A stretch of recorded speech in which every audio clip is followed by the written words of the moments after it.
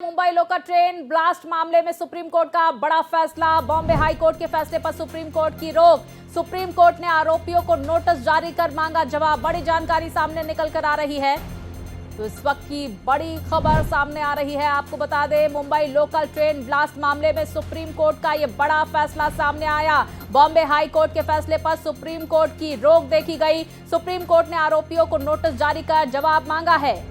तो महाराष्ट्र सरकार की अर्जी पर आरोपियों को नोटिस जारी किया गया है। बड़ी जानकारी सामने निकल कर आ रही। सभी 12 आरोपियों से 4 हफ्ते में जवाब मांगा गया है। बड़ी जानकारी, मुंबई लोकल ट्रेन ब्लास्ट मामले में सुप्रीम कोर्ट का यह बड़ा फैसला देखा जा रहा है। बॉम्बे हाई कोर्ट के फैसले पर सुप्रीम कोर्ट ने रोक लगा दी है। जिस तरह से बॉम्बे हाई कोर्ट की तरफ से बरी किया गया था इन आरोपियों को, और अब सुप्रीम कोर्ट ने इस पर रोक लगाई गई है। विस्तार से जानकारी के साथ मेरे सहयोगी गोपाल हमारे साथ जुड़ गए हैं। गोपाल, बड़ी जानकारी, जहां हाईकोर्ट की तरफ से बरी किया गया था इन आरोपियों को, तो अब रोक लगा दी गई है सुप्रीम कोर्ट की तरफ से बॉम्बे हाई कोर्ट के फैसले पर। जी बिल्कुल स्वाति, आपने सही कहा। सुप्रीम कोर्ट ने मुंबई हाई कोर्ट के फैसले पर रोक लगा दिया और साथ ही सभी 12 आरोपियों को नोटिस जारी कर 4 सप्ताह में जवाब देने के लिए कहा है। हालांकि सॉलिसिटर जनरल तुषार मेहता महाराष्ट्र सरकार कोर्ट से पेश हुआ और उन्होंने कहा कि जो आरोपी बरी कर दिए गए हैं उनका कहना यह नहीं है, उनका मानना है कि उन्हें दोबारा जेल भेजने का मकसद नहीं है इस मामले में याचिका दाखिल करने का। मेन मकसद यही है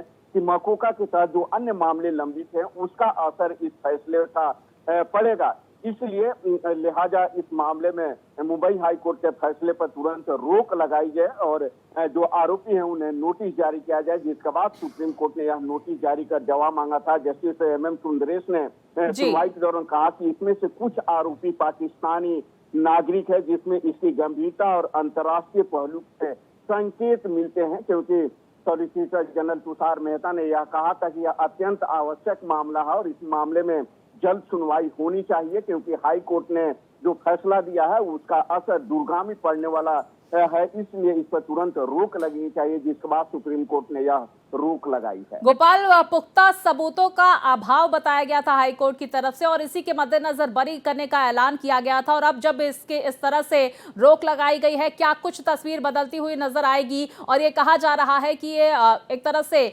महाराष्ट्र सरकार की बड़ी उपलब्धि के तौर पर देखा जाएगा इसे, क्योंकि महाराष्ट्र सरकार की तरफ से अर्जी दाखिल की गई थी जिस पर सुप्रीम कोर्ट ने स्टे लगाया हाई कोर्ट के फैसले पर। देखिए स्वाति, जो बरी कर दिए गए हैं और उन्हें रिहा भी कर दिया गया है, वो फिलहाल 12 जो दोषी हैं वो जेल में नहीं है, वो आरोपी है। क्योंकि हाई कोर्ट ने अपने फैसले में कहा था कि प्रोसिक्यूशन ने कोई ऐसा एविडेंस यानी कि सबूत अदालत के समक्ष पेश नहीं कर पाया जिसे इन्हें दोषी करार दिया जाए, और यही कहते हुए कोर्ट ने उन्हें बरी कर दिया था। जबकि निचली अदालत ने उनमें से कुछ लोगों के फांसी की सजा सुनाई थी और 5 लोगों को उम्र कैद की सजा इस मामले में सुनाई थी, जिसके बाद यह मामला हाई कोर्ट गया था। जहां तक दूरगामी असर का है, तो महाराष्ट्र सरकार का मानना है कि भले ही ये बरी हो गए हैं, लेकिन मकोका के तहत जो अन्य मामले चल रहे हैं उसका असर इस हाई कोर्ट के फैसले पर देखने को मिलेगा, फैसले के बाद देखने को मिलेगा। लिहाजा इस पर जो है सुप्रीम कोर्ट को सुनवाई करनी चाहिए और देखना चाहिए कि क्या हाई कोर्ट ने जो आदेश दिया है वह आदेश सही है। क्या मकोका के तहत जो मामले में सुनवाई होती है या टाडा के तहत जो मामले में सुनवाई होती है इस तरीके के मामले में इस तरीके का आदेश दिया जा सकता है, यह सुप्रीम कोर्ट आने वाले समय में परखेगा और इसमें सुनवाई के बाद जो है अपना आदेश पारित करेगा। बहुत शुक्रिया आपका गोपाल, तमाम जानकारियां इस खबर पर विस्तार से हमारे दर्शकों तक पहुंचाने के लिए।